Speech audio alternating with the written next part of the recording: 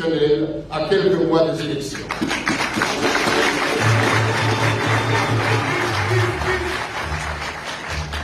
Conscient de nos droits et devoirs sacrés, fixés à l'article 63 de la Constitution pour la défense de l'intégrité territoriale face à l'agression actuelle, nous ne ménagerons aucun effort pour que la République démocratique du Congo reste unie et indivisible.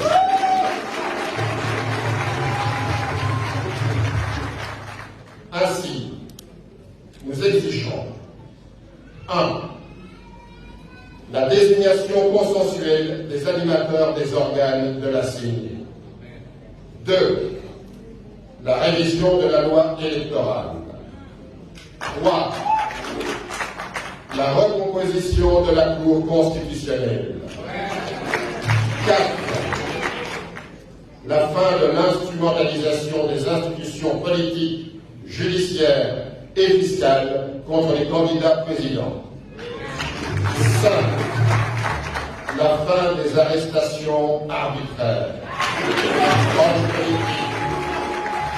Hommes politiques, journalistes, activistes de la société civile et la libération de tous les prisonniers politiques. La fin des tueries dans le Grand Kivu, en Ituri, dans le Grand Katanga, dans le Grand Bandundu et à l'est de Kinshasa. 7. La conduite urgente d'un audit externe des opérations d'identification et d'enrôlement en cours en vue de la production d'un fichier électoral intègre reflétant les réalités démographiques de chaque circonscription électorale. 8. La présence des observateurs nationaux et internationaux pendant tout le processus électoral. Au nom de la population congolaise meurtrie, qui se sent abandonnée dans des conditions de plus en plus intenables face à des autorités congolaises qui s'enrichissent de manière scandaleuse, nous décidons d'unir nos idées et forces pour mener des actions communes en vue d'obtenir l'organisation dans les délais constitutionnels des élections transparentes, impartiales, inclusives et apaisées.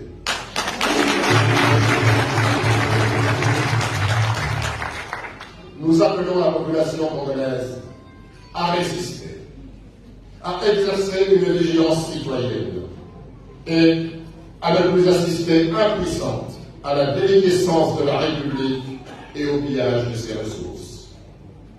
Dans ce cadre, nous, signataires de la présente déclaration, nous nous engageons à demeurer solidaires dans l'unité d'idées et d'actions pour faire aboutir la lutte du peuple congolais pour un véritable état de droit. Et demandons à toutes les Congolaises et à tous les Congolais, qu'ils soient au pays ou dans la diaspora, à toutes les forces politiques acquises au changement, ainsi qu'à la société civile, à se mobiliser afin de prendre le destin de notre pays en main. En conséquence, une série d'actions sera mise en œuvre pour faire aboutir nos revendications qui sont l'expression du peuple congolais tout entier. La première activité sera une grande marche le 13 mai prochain à Kinshasa pour dénoncer 1. L'insécurité grandissante, 2. La vie chère et la misère du peuple, 3. Le processus électoral chaotique.